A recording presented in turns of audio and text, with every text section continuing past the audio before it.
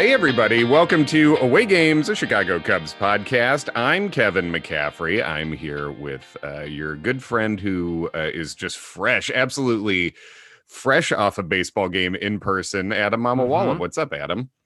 How you doing? Yeah, you and I have both experienced our first time in a stadium since 2019. True that. Yeah, exactly. This is we both did this week. I did the Sunday night game at Wrigley. You're welcome for bringing my mojo to my favorite pitcher's worst career Oh start. man, That was exciting. But my favorite you do player have of some bad Wrigley memories, I guess, at this point. But I have a weird amount of games that were special to go to that I got to go to in person that ended poorly. sure. Like both the one game playoffs against the Brewers and the Rockies at the end of hmm that sad 95 win year.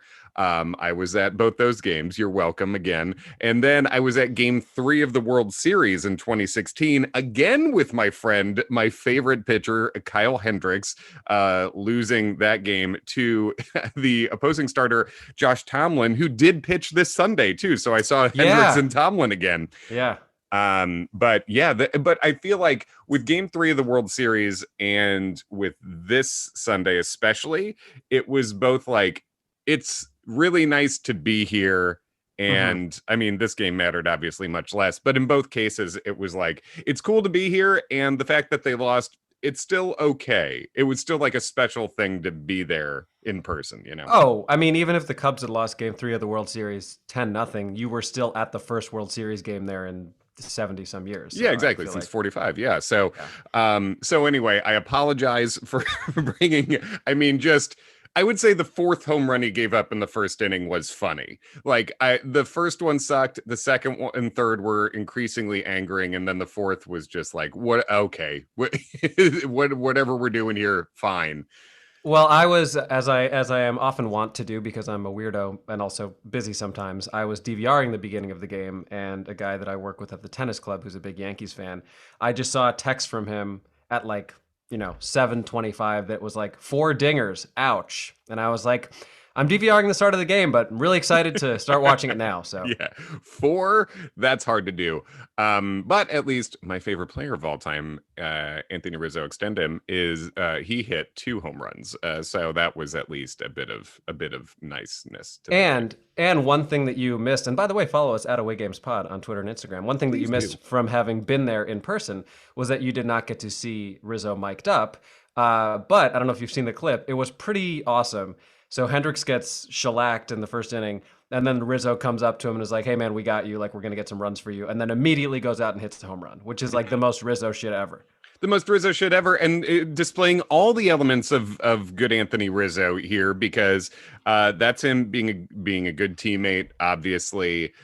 Supporting a guy who they all believe in, obviously, and this team needs to be their number one.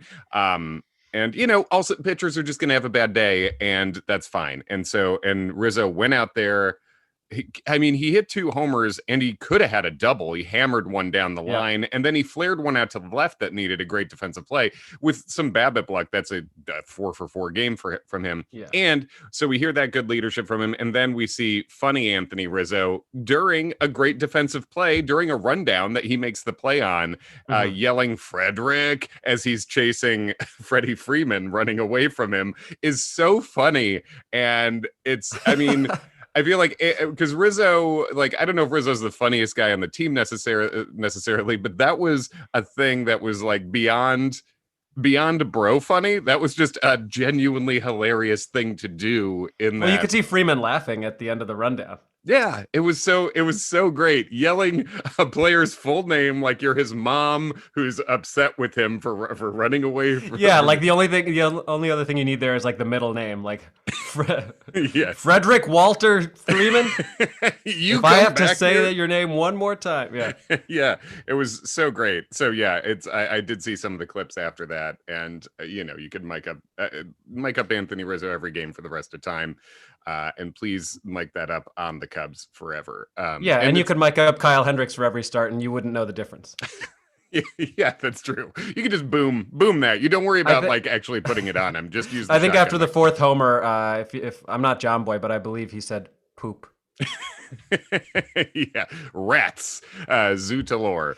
So yeah, but it was nice to be in there at Wrigley. I gotta say, it's nice to have no one sitting next to you or in front or behind you. Oh my It is God. nice. Fabulous. Yeah. We were sitting in aisle seats last night and there was only one other there were, two other people in the row. And usually it's nice to be on an aisle, but you have to get up every 2 seconds because people are hammered and going to the bathroom. And yeah, I'm very interested to hear about the stadium going experience for you and how similar it was. So do we want to start there? Yeah, we can do that. So yeah, you will tell people where you were last night. So last night I saw the same team that you saw. I saw the Atlanta Braves, who were playing the Yankees last night, and it just so happens that the person who I have been dating, news alert, went to high school with Charlie Morton, and yeah, so we were talking over the weekend, and it just kind of came up, and it occurred to me like, well, he's on the Braves. He didn't pitch over the weekend, like they had mentioned that the Braves were playing the Yankees, and just kind of on a whim, I like looked up what the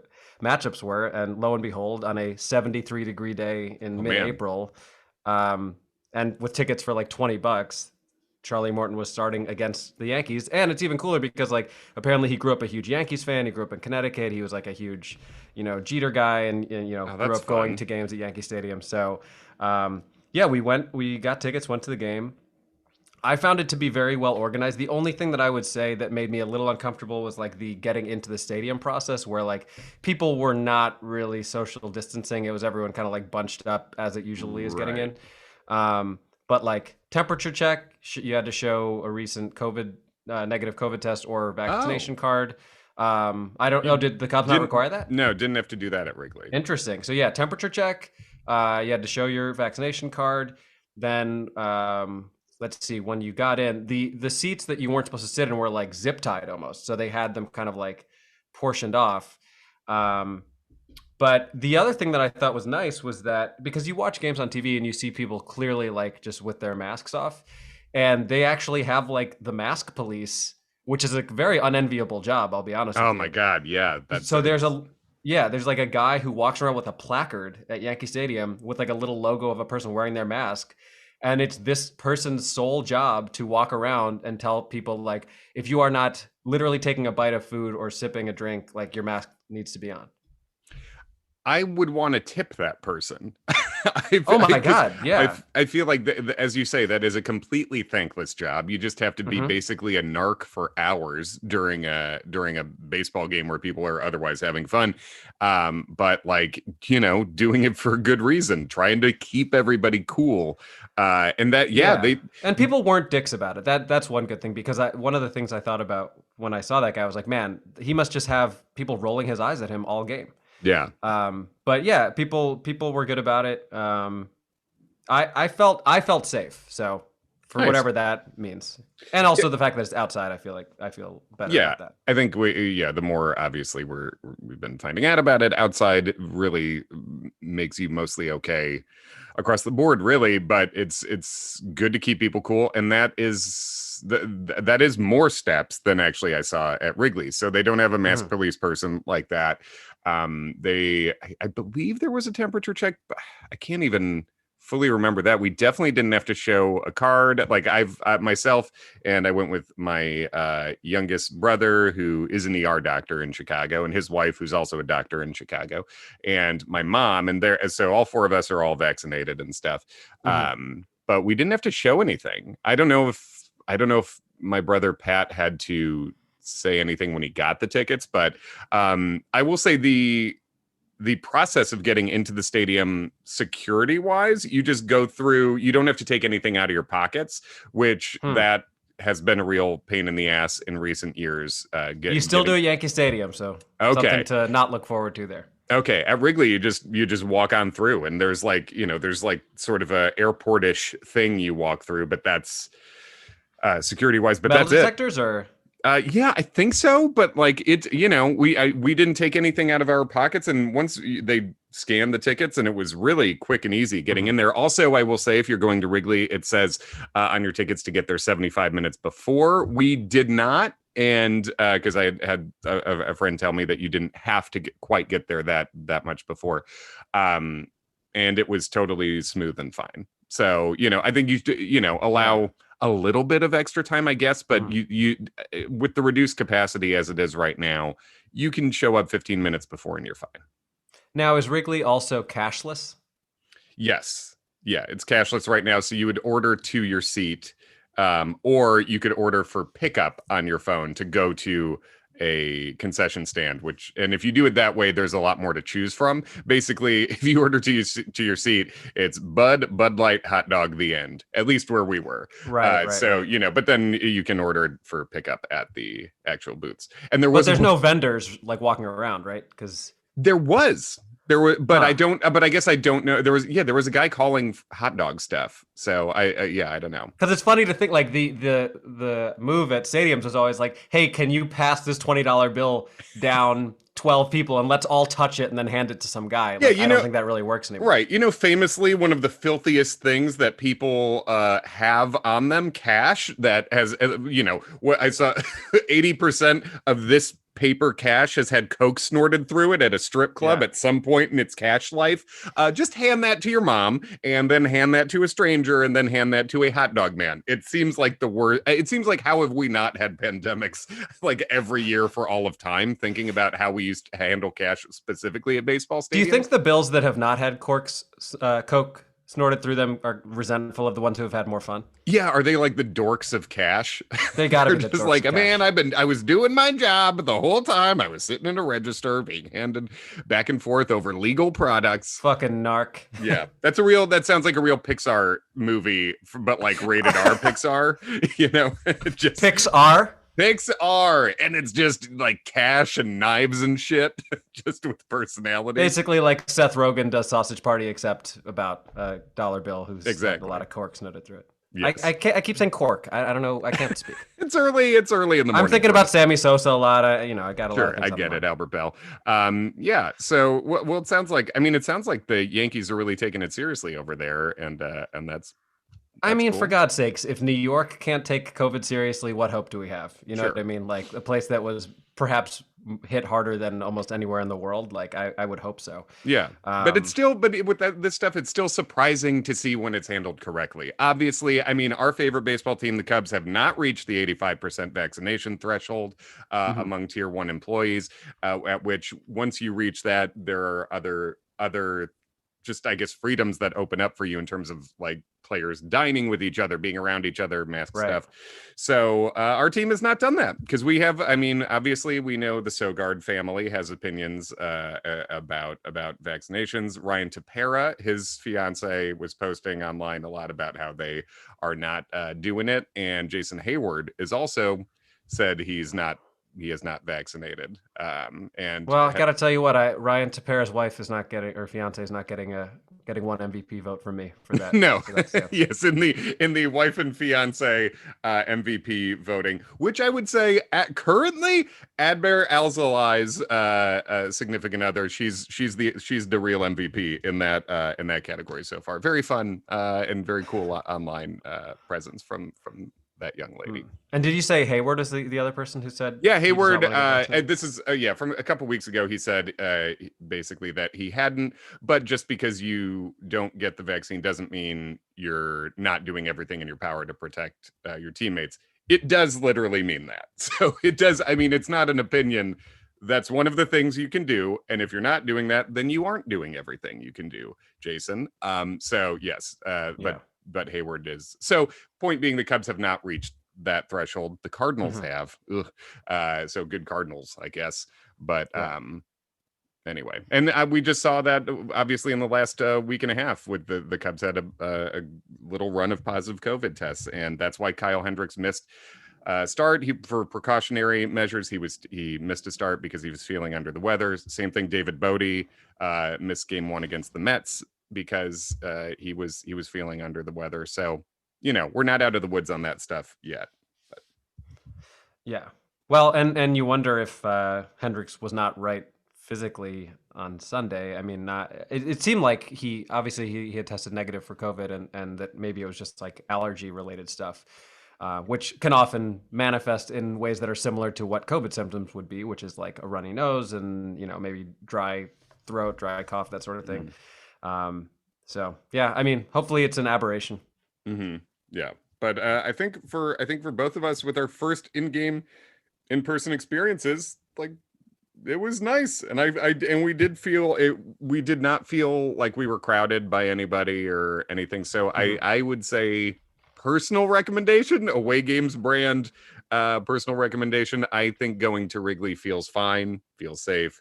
It was really weird just seeing like the new things around Wrigley because I hadn't been Mhm. there in longer than I usually go between visits, obviously. So I was Yeah. almost disoriented with the new, there's like a Lucky Strike bowling alley across the street, like a big Ah. like Dave and Buster's ass looking situation. Mhm. There's some new developments there. Congratulations, Ricketts, on the money from your real estate project, your true love. So you know, I mean, it's weird to see it looking that different too, but it was very nice to be back in the stadium. Yeah, I was trying to think of when the last time was I had seen a baseball game, and I think it was like September of 2019 when I bought a ticket to a Yankees Angels game because I wanted to see Mike Trout and Shohei Ohtani, and neither of them played. That sucks, man. That's you. Yeah, I mean, you got to see David Fletcher make some contact. I guess that's Oh, cool. nothing sexier than contact. I mean, honestly, as Cubs fans at this point, contact is sexy. I mean, I feel like one of the main storylines right now is our friend Javi Baez is looking historically, contact wise, historically inept. His contact within the strike zone Hmm. is below literally anyone else in Major League Baseball by like more than a standard variation. It's not close. Javi is Yeah. only making contact on a little on around 50% of balls in the strike zone. He's chasing at a normal rate overall, but I think anyone watching this has seen Javi. There's at bats where he just goes up and it seems like he's just decided to swing three times. You know, Right. and against the Mets in the game one of that series, struck out four times. Yeah, I'm Yeah. all for things that are contactless during COVID, but not Yes. playing baseball. The safest offense in the business right now is the Cubs contactless bats, basically. And here's the thing: Javi is not even so. Javi looks lost in a way that is emotionally destructive for me, and I think it hurts to watch Javi this lost at the plate. But Right. Javi is not even the worst offensive player who's getting regular at bats right now, even with this level of sort of flailing at the plate that Javi has. Jack Peterson is still worse right now, you know, Yeah. than that. Eric Sogard had a very good game against the Mets, filling in for David Bodie, and Sogard is still hitting under 200. I mean, you know, Well, and the really upsetting part is that the Cubs, I believe, as of last night, were hitting about 140 with runners in scoring position. So that's really what needs to change because I mean, statistically, I don't know what the odds are of winning 13-4 and then immediately losing 13-4. They're probably not super high, yeah. but we saw on Saturday that the Cubs can score runs if they hit a bunch of home runs because that's pretty much the only way they score. But if they're not doing that, and you're certainly not going to be able to bank on multiple players hitting multiple home runs in the same game with any regularity. I mean, we're still this far into the season looking at one game that they've scored more than 5 runs.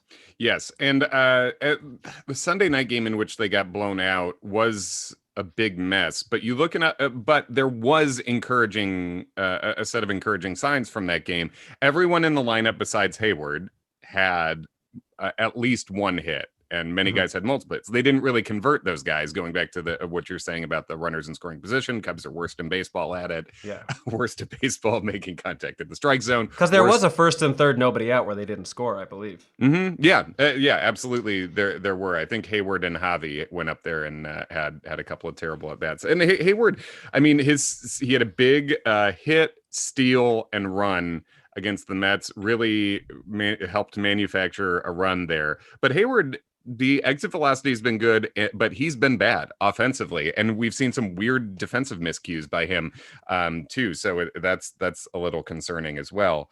I think Yeah. the encouraging things are I think we're seeing some of the guys who you really count on in this lineup towards the top looking better. Ian Happ's peripherals look pretty good. Ian Happ is not, he's when he's hitting the ball, he's hitting it all right. He's Yeah. hitting Well, he into was it. getting BABIP to shit, so that had to kind of balance out at some point. Yeah, and he's taken his walks, which is good to see him not expanding when he's slumping. So Ian Happ is he's still hitting under 200 right now, but Hmm.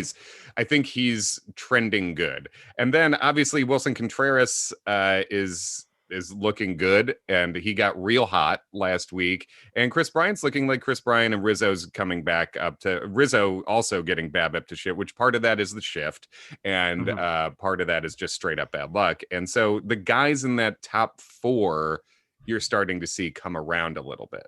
But then you go 5, 6, 7 with Jock, Javi, and Hayward, and it's a absolute black hole right now. Right. Well, and the thing about it is, you look at the division right now, and the Cubs are tied in last place by 2.5 games. It's like 2.5 games out of first. Yeah, And this is exactly what we thought the NL Central would be, which is that right now the best team, 15 games in, is the Reds are 9-6, mm-hmm. and the worst team is the Cubs and Pirates are both 7-9. So Right. this is kind of what we're probably going to get from the NL Central.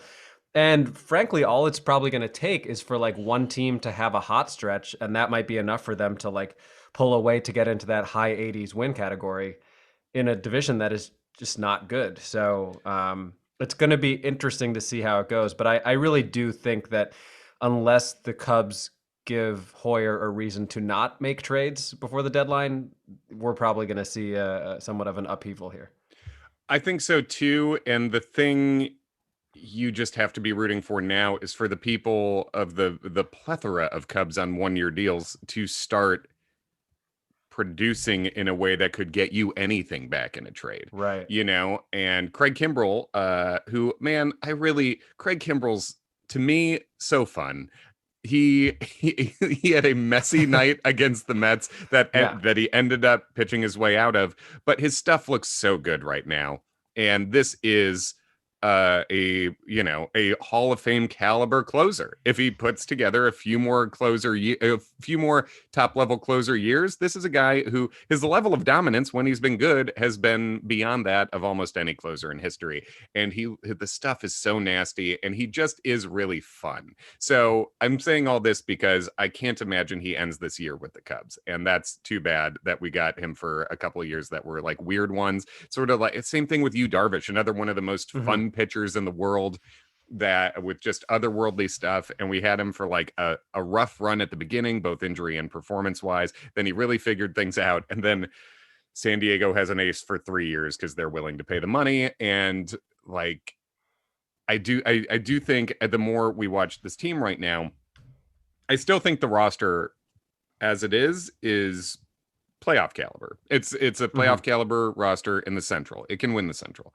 But I do feel like the trades are coming. And looking at this division, I honestly think the Brewers are the team that I think is the best right now. The starting pitching on the Brewers is just absurd with Corbin Burns is unbelievable. Corbin Burns Jesus. is disgusting. Like, I mean, Corbin Burns, he has 38 strikeouts and no walks, I think. And he's basically Holy shit. he's the inverse of Yeah. he's the pitcher version of Javy Baez, unfortunately, who I think is sitting on 30 some strikeouts and one walk, because I remember the walk.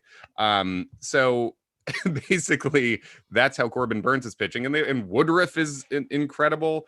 Um, I just think it would I'm going to understand why they trade off when they do, but we Hmm. have to hope some of these guys start playing up to their abilities so the Cubs can actually reload a little bit. Right. Well, let's look back at the past week. I mean, what Yeah. sticks out to you? Because the last time we recorded was the day of the night that the Contreras game happened, where Mm-hmm. he hit a ball approximately 10,000 feet and yelled about it the entire way around the bases. Love it. Um, Much to the chagrin of the Milwaukee commentators. Oh, they got a lot of Uh, chagrin over there. They certainly do. The Big TV time chagrin. broadcasters chagrining all over the place. And it's just, I can't, the whole storyline with the Brewers just beating Contreras over and over and over and over again, and then beating other Cubs too, and then just clutching their pearls because those dastardly Cubs had the audacity to have a little bit of enthusiasm about doing something well after you've been physically attacking them. And I don't think they're intentionally beating the Cubs all the time either. No, But and Wilson has like leaned into some pitches. We can't yeah, deny that. absolutely. But he also got beamed in the fucking head, and he Right. knew that wasn't intentional, and he didn't make a big deal about that. He walked that off. But then he gets hit up high again the next day, and that was not him leaning into it, and that's when he expressed some frustration. And if you don't understand that from a Brewers perspective, you're not being fucking real. You have to understand the human element of this. And like David Ross said, David Ross is, I mean, he's a catcher who was always more of a catcher than a hitter, more a guy who's going to take the pitcher's side, generally speaking. And he was saying, if you cannot control the ball, you cannot go up and in that way. You have to be better than this, and and that applies to Ryan Tepera too, because he hit a couple people up high, I think on Sunday actually. Yeah. And you could tell the Braves were not happy about it.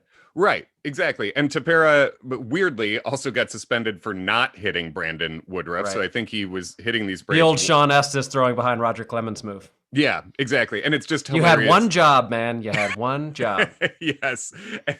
It's just hilariously incompetent on the part of baseball to see Ryan Tepera getting actual suspended, and David Ross, and I think Mike Borzello getting suspended for not hitting a Brewer in the feet, by the way. He kept the ball down.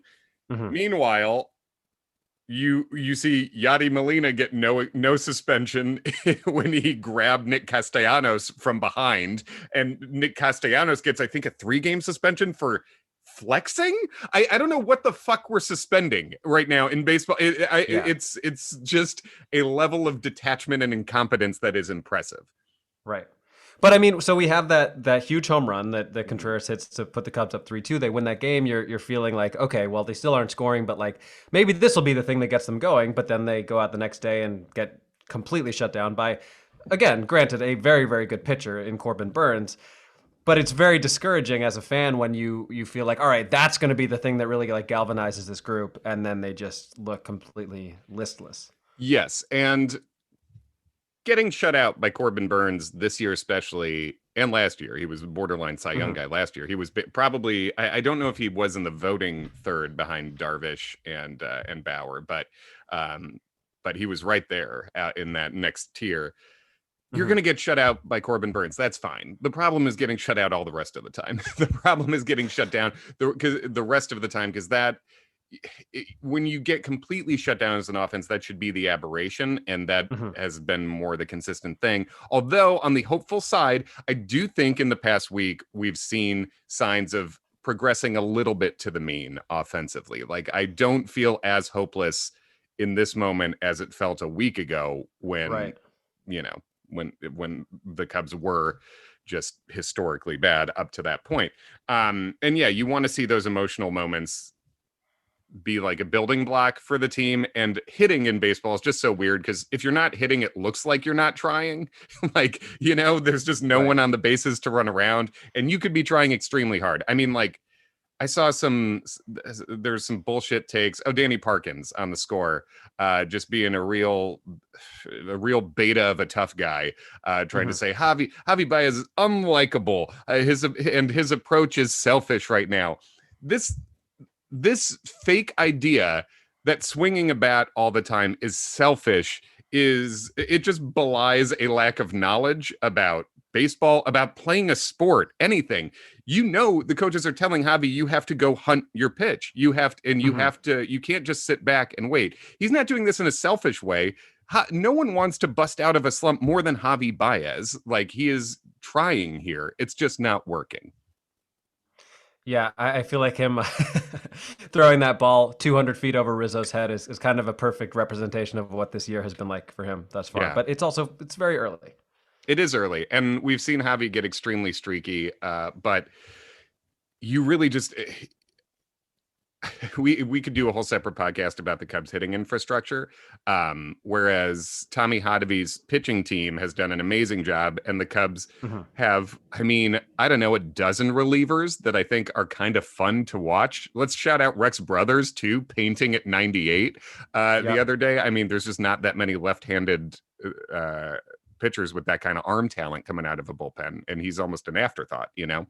Can we get a hot for Hotovy shirt out of obvious shirts? I would Oh, wear that. hot! I'm hot for Hottovy. Absolutely, at obvious shirts. That is good, and that's such like a nerdy obvious shirt. Like I'm a pitching coach guy. I'm a I'm a pitch lab stan. Yeah, I did once get an autograph from a bullpen catcher at a Brewer game because he was the only person who was paying attention to me. oh, that's pretty good. Do you remember who it was? I believe his name was Marcus Gamble. Okay, I yeah. don't know why I remember that. I don't think he's related to Ben Gamble, notorious Cubs killer and hmm great hairdo man. Matt Gamble, who I think is maybe a 1T Matt. I can't. I'm not certain about that, but one of those rogues. But yeah, I mean, I just don't know what I don't know what the hitting coaches, the hitting infrastructure is doing over there. It's not been good, whatever it is. It's been a couple of years and it's not been good, but I would like to see someone getting Javy Baez back to even like the stance he was using in the years where he was doing better. Like something Right. needs to change there. And it's been painful to watch. And I Yeah, hope. and I mean, so many things came together for him in 2018 that you really felt like that was like a career turning point sort of year. And 2019 he was pretty good as well. Obviously, 2018 was hard to replicate, but yeah, it's frustrating when you feel like he had made so many steps forward, and now he's back to kind of who we saw honestly when we first were aware of Javi Baez, which was somebody who could hit the ball a ton, but like a lot of times looked like he had decided what pitch was coming and that he was going to swing at it before the ball was even out of the pitcher's hands. Yeah, it's rookie Javi Baez right now, and Yeah. I would like it. And it seems a lot of it seems like an approach thing, you know, and but also he's just physically not making the contact too. So it's a situation where I would almost like to see him take a phantom DL stint. Like I would Mm, like to see him sit down for a bit, but that is a problem with this roster construction too, is because if you are sitting Javi at shortstop, who's your shortstop on this team? It's basically a bunch of not quite shortstops, right? You've got right. What do you call up Nico? He's not a shortstop either. that's the thing. Nico is definitely the next best defensive shortstop. Is the thing. Right. So you would have to call up Nico, and then you're sort of negating the whole thing about giving Nico time to develop as a thing that's best for Nico, you know, like to try Right. to get at bats down there, because the other shortstops we have on this team right now, David Bodie can play there. Eric Sogard, you can shift in there, and Matt Duffy can be there, but none of those are a real shortstop. You know, No. Ildemaro Vargas is probably who you would call up then. And again, that's not a primarily a shortstop guy, and Javi Baez is a positive player by WAR right now because of everything he brings defensively, even with these offensive struggles. Right. So it's tough. I hope next week we check in and Javi's, we're seeing some level of progress offensively for his sake as much as the Cubs. Yeah, absolutely. Anything else come to mind when you think about the past week of games? Not really. I mean, just like the faintest hope from the lineup, I guess. Like the first more than 5 run game, as you said, was nice. So trying to, and the Cubs, as we speak right now, are playing our local squad, the Mets, who are Hmm. the professional baseball team that plays in the borough in which we live.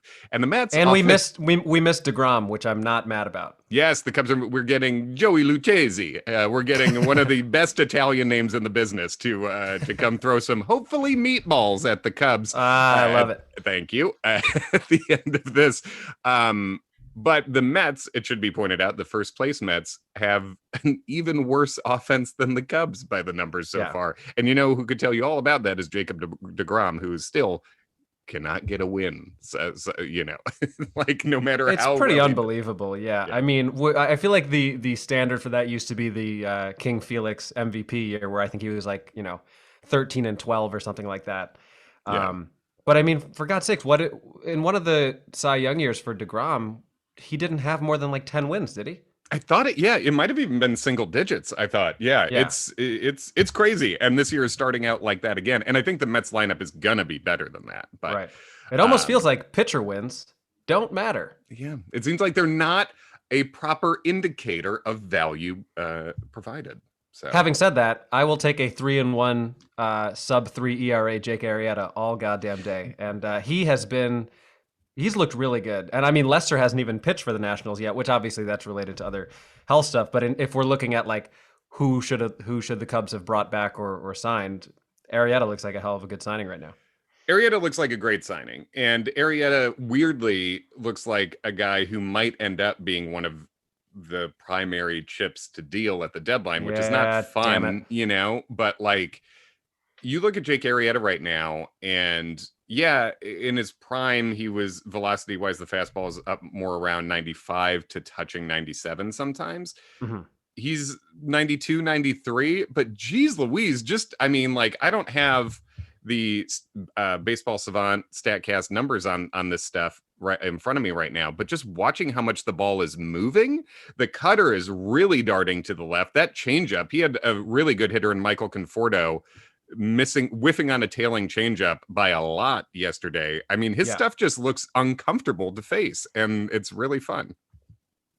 Yeah, and he just, as he's been his entire career with the Cubs, he's just somebody who's steady and who you don't think is going to panic if he's in a tough spot. Like, if you if you ask me like which Cubs pitcher would I want dropped into like a first and third situation, obviously Hendricks is Hendricks, but like it's hard to think of almost anybody other than Jake who I would trust in that spot. Yeah, I mean, just he has among him and like John Lester really have just about my favorite pitcher attitudes Hmm. in a tough situation. Like they just have the vibe that they do not give a shit. They don't believe in you as a hitter, which I love that Yeah. coming from a pitcher.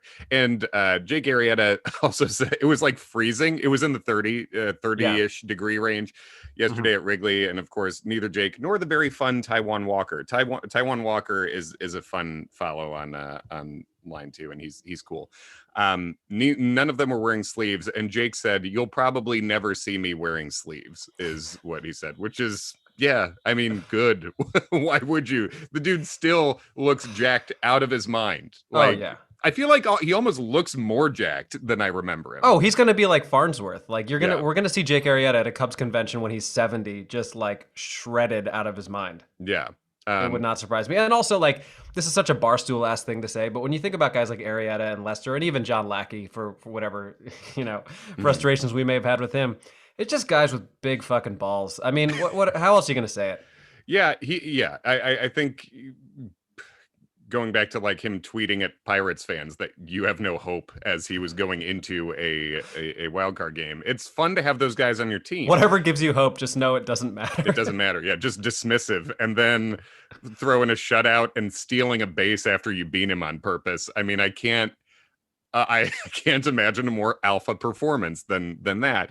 And it also shows you how fucked up the Phillies pitching infrastructure was too, because it looks like Jake still Jeez, got yeah. it, and Jake had problems with it at the time, and they butted heads a little bit, and he talked about how they weren't just shifting, but they were using the shift poorly over there, and Yeah. turns out I think he's correct because I mean he looks really good, and that's But it's not like the Phillies don't have good pitching. I mean, obviously Nola's great. Eflin has been very good. So mhm. it's kind of curious to me. Yeah, and sometimes players just aren't a good fit for a particular philosophy. Like the best coaches and can work with can change their philosophy based on the talent they have, Right. and sort of fit it individually. And I think Hadavy's a guy, for instance, who's really good at that. And I would love to. I mean, in terms of positives, I think like Tommy Hadavy, we believed in from the get go. We wanted him to get the job We've when been hot for Hotovy. we've been hot for Hadavy. I mean, Hadavy's brother follows us. He What? knows I didn't know that. he's liked he liked our tweets when we were tweeting about at Away Games Pod, by the way, when we were tweeting about Hadavy should get this job as the pitching coach. Um, it's very nice to have a guy who does seem to be able to tailor to the individual pitcher's talents. That said, the starting pitching has been bad for the Cubs overall to this point. Arrieta's been good. Hendricks has been bad, great, bad.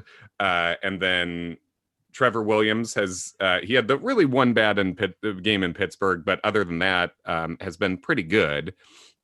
Yeah. Davies has been terrible, but hopefully that good changes. first start and then not so good since then.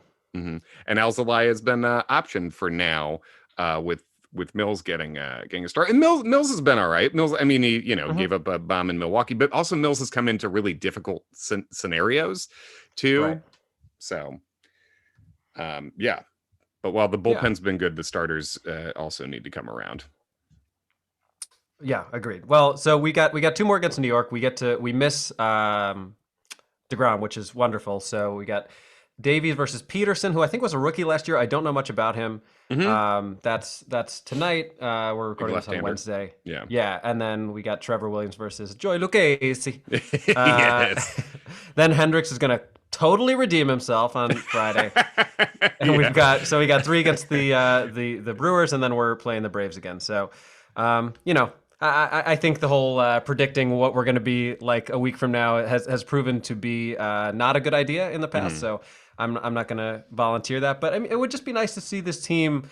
I'm looking for so little. Just like I would love for the bullpen to keep being good. I would love for the starting pitching to get better, and I would love for the Cubs to have like 3 games in a row where they score 5 runs. Period. It doesn't need to be 6. Doesn't need to be 10.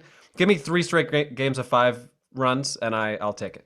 Well, there's going to be a variation day to day, and it's been 2 years since we had a 162 game season. But I think what's been so frustrating is that it's so many days in a row of the same hopelessness of offense that you would just like to see a standard variation of what this offense can and should be, and hopefully we start seeing some of that mixed in for sure. And also on the bright side, quick drop in. Great job, friend of the show, Justin Steele, getting in there and looking really good. Justin Steele has some real stuff, and he got, I think it was 3 appearances, still rocking a 0 ERA. Real good stuff. Pedro Strop came up. The velocity was down a little bit, but he still pitched well. And I hope the hat was extra to the left. You love to see it. Spin it all the way around. Go straight Griffey. And I think the best version of this bullpen has both of those guys in it. So hopefully we see them later on this year too. So good job. Yeah, absolutely. You got anything else? Yeah, I'll drop one Cubs trivia question on you. We do that sometimes at the end of this. So, which Cubs right fielder ranks in the top 10 all time in putouts in right field? Which Cubs right fielder? And I'll give you the options. We'll say Sammy Sosa, Andre Dawson, Jason Hayward. Who ranks in the top 10 all time in putouts, which just means straight up catching the ball? I'm going to go with what is counterintuitive to what I think it would be, and I'm going to say Slammin' Sammy Sosa. You are correct. Because this is, it's obviously Hayward known for his gold gloves, but if you are compiling putouts, it helps to play a very long time. And Andre Dawson, also when he was healthy, one of the best defensive right fielders of all time. His arm is crazy. There's some fun old videos to watch. A very skinny jacked Andre Dawson just absolutely ripping throws. But yeah, it's your boy Sammy Sosa's in the top 10 putouts all time. Sammy Sosa came up recently because it was opening day for the softball team that I have alluded to many times on the show. Is it the Gotham Comedy Club? Yep. I still have played many more softball games than times I have been on that stage. But we won 1-0 in a very, very tightly contested game. I was 0 for 2 with 1 strikeout. It's been a while since I've swung a bat as well. Oh, sure. But the play of the game, we have a new player who is a model. He's a very, very good looking man. And he hit a dinger while wearing a beret. Jesus. Like a Kangol hat almost. Yeah. And I gave him a little elbow bump, and I referred to him as Samuel L. Sosa, and I don't think he thought it was funny. I mean, look, I guess he can have the opinion it's not funny, but it is objective that's the perfect thing to call him. That, like, Motherfucker, you hit a home run wearing you damn well know this is a Sam Jackson hat. Is this a comedian slash model, or is this like a ringer? No, just a model. Just a Yeah. model who's on the comedy baseball Yeah. team. Yeah. Yeah. Okay. Well, this is all making more sense now because models look ridiculous. I say this as someone who has been a professional model, technically.